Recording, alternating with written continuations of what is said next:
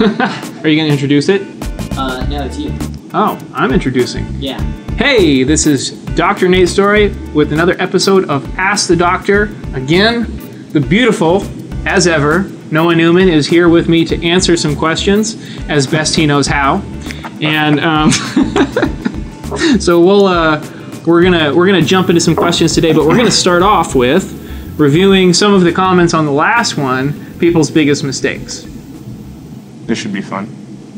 So, first one is, I think my dumbest mistake might have been the amount of times I disconnected the hose, which connects the pump to the grow beds, and turned the electricity back on without connecting the hose, flooding the apartment. It just keeps on happening with a little, like, smiley face guy that's like this. You know what? We have, like, a running beer tally at the greenhouse for, you know, basically, like, who owes who for flooding the greenhouse. Or for turning off the water to the fish tanks and killing fish. Turning off the... cooking the fish. Essentially. I mean, yeah. So, I mean, yeah, flooding, we have done it probably hundreds of times. Oh, yeah. I mean, it's just something, you start working on something else, you just goes out. If we weren't morons, we would put in an automatic top-off valve out there. It costs money. The problem is that we run hoses out there temporarily. You know, so I mean, it's not like you want to hook up an automatic top-off valve just for a short period and then disconnect it. We probably could. We've just been, I don't know, other things to worry about. Flooding is no big deal. You're going to flood. There's one reason why we don't say put these things in apartments all the time. You can, but do so at your own risk. Yeah, and two, if you've got a pump that's inline, make sure to lift it up off the ground a little bit. Yep. All right, flooding. I think this guy, it's a rental. That's what that means. It's a rent. It's the one that like pops. Yeah. Who cares about the people underneath me? Okay, so the next one is, I have a tendency to start new systems and use fresh water instead of using some from my other systems to get it a head start. Recently, about a month ago, I tried to save money by not buying tank heaters because of the warm winter, and when the greenhouse got shredded in a storm, both of my systems froze up. Luckily, I only lost a few plants and set myself back a few weeks. Oh, man. I mean, talking about mistakes, hey, we can just adopt Sam's mistake. Okay, let's do that. At the risk of shaming poor Sam. Poor guy's been shamed so much. He's going to Panama. He can deal with it. So old Sam went out there and turned on a wrong fan a few months ago and froze the greenhouse solid. Yeah. We did not lose just a few plants. We lost. So this is not a serious mistake that you made. This is a serious mistake for us. That was the worst. That was the worst mistake made by Heating system anybody. froze solid, blew up our entire heating system. Well, so Sam was watching the greenhouse one weekend, and it was probably negative 15 outside, and he had the tendency to overthink things. And we have some exhaust fans, and when you turn on those exhaust fans, it pulls air in. It pulls air in, so everything that we have, all the plastic we have over any other, you know, the doors in the back, all that inflates.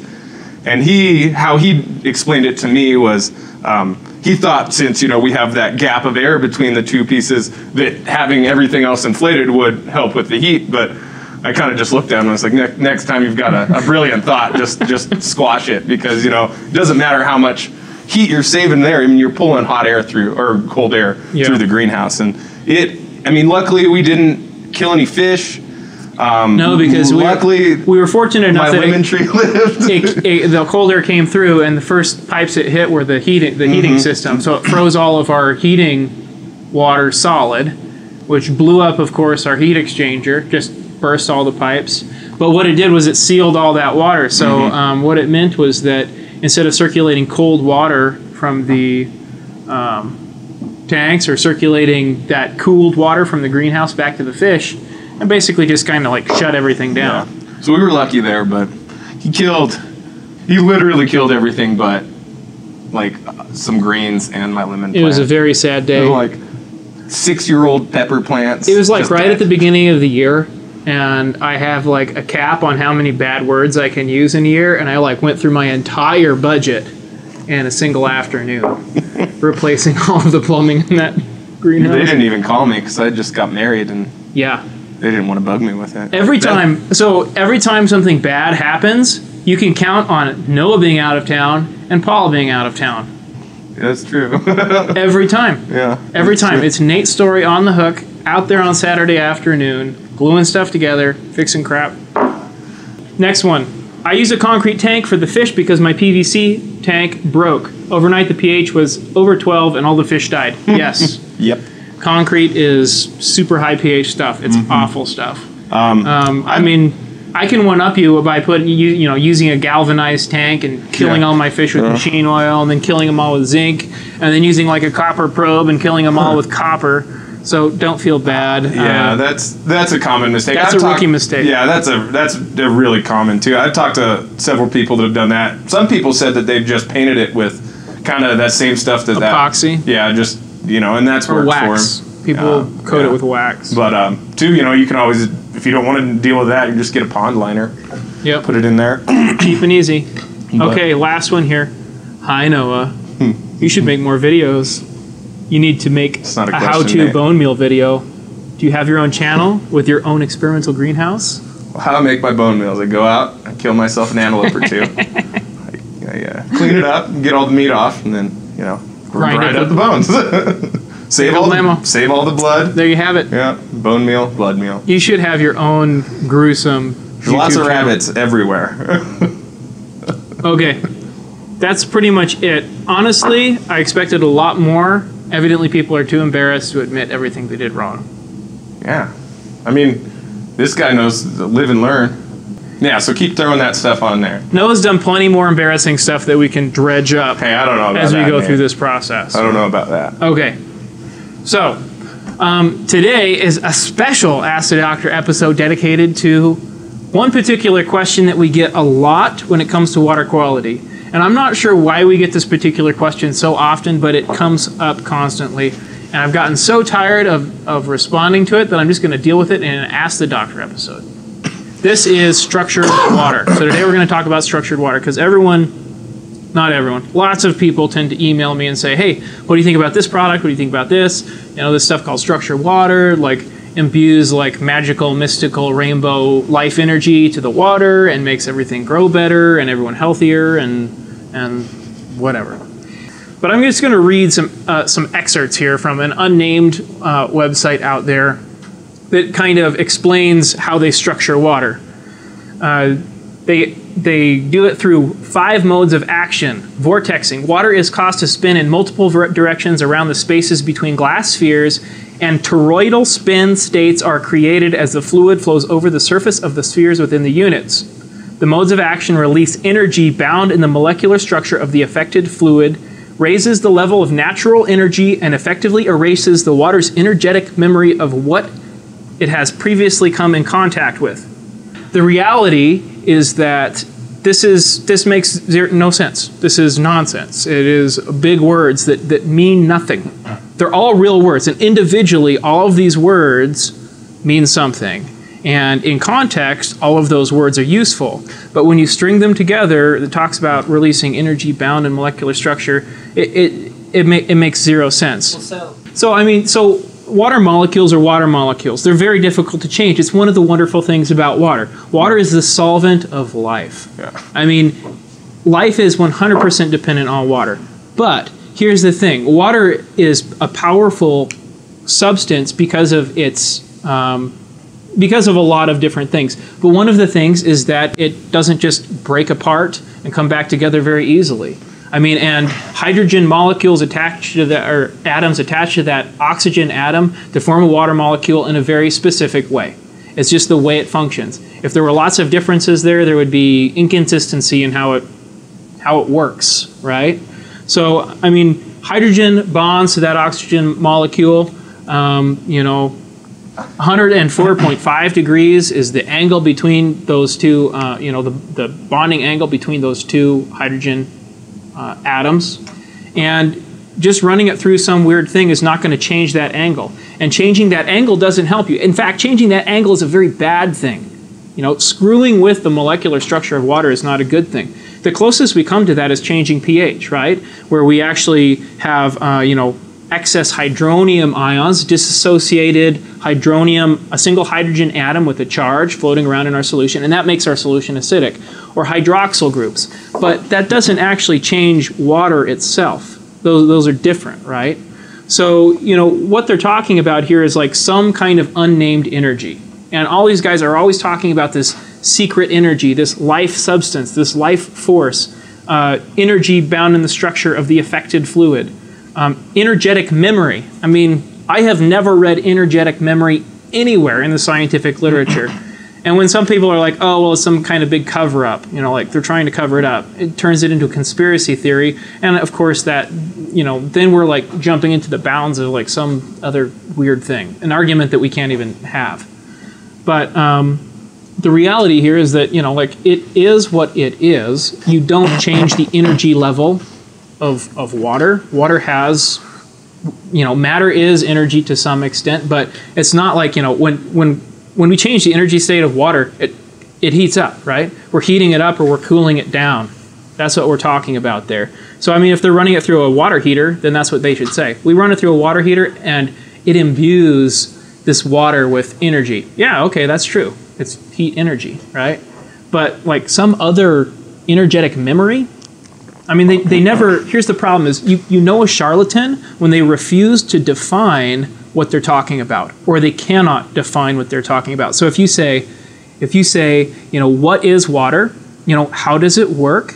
And what energy are you talking about? Are you talking about electrons? Are we talking about heat energy? Are we talking about some type of what are we talking about here?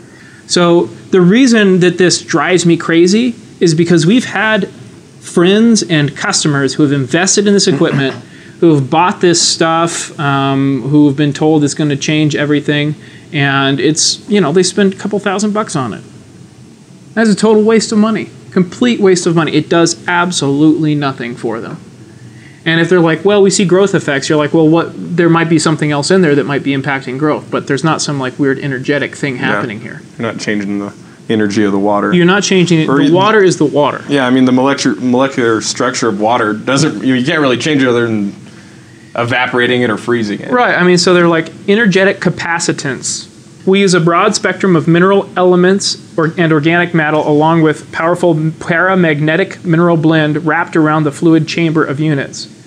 It's like they try to make it confusing intentionally because it appeals to everyone's crisis of confidence, right? Everyone out there, when they read big words like this, you're like, oh, I must be an idiot because I don't understand it, Everyone has kind of that sneaky little voice in the back of their brain that's like, you're not smart enough to get this. You are smart enough to get this. And if it sounds like hogwash, it's hogwash.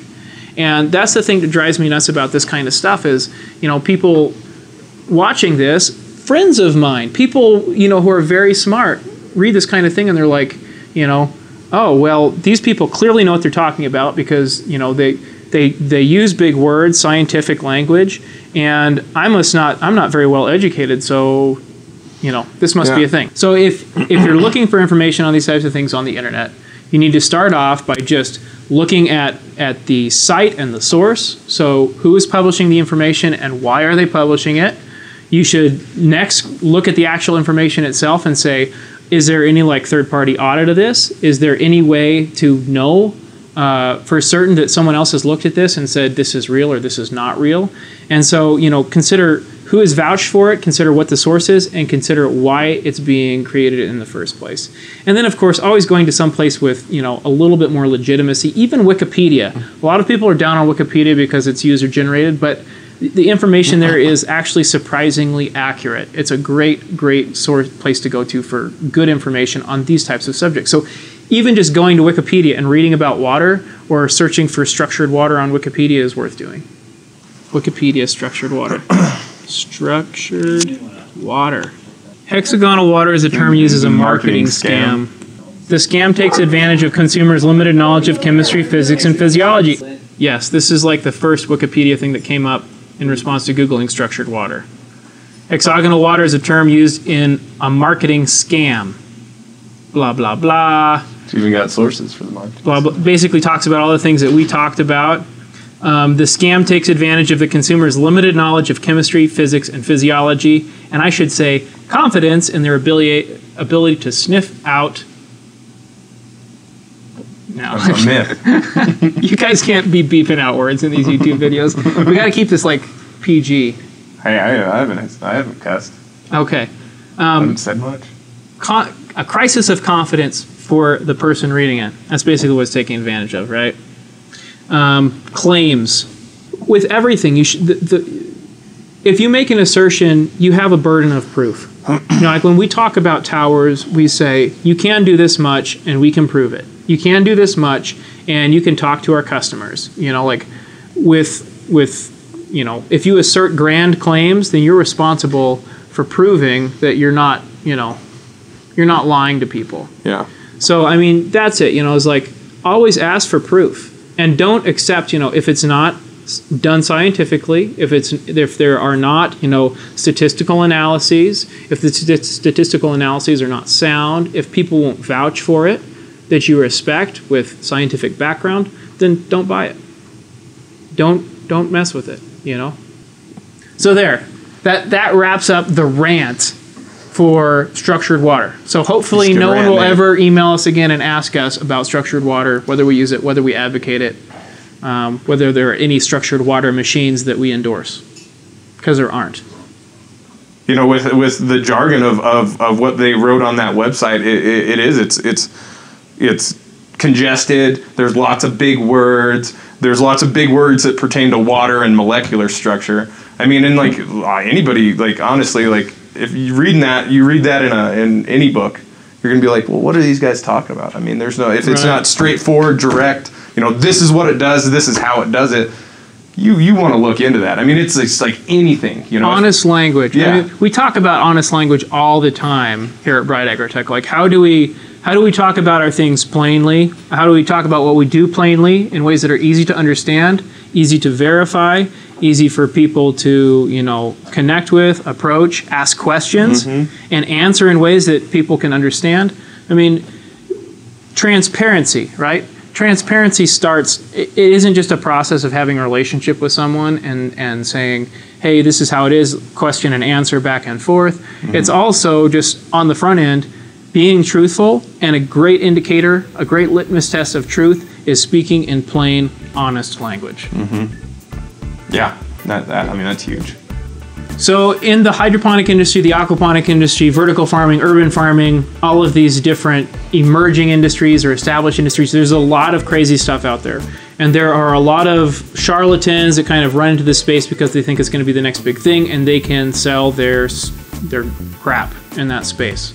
So the next question for the next one is, what kind of crazy stuff have you seen in claims, in products, in other things out there that are clearly just either don't work or some type of scam product? Let us know, and maybe we'll talk about that a little bit more next time.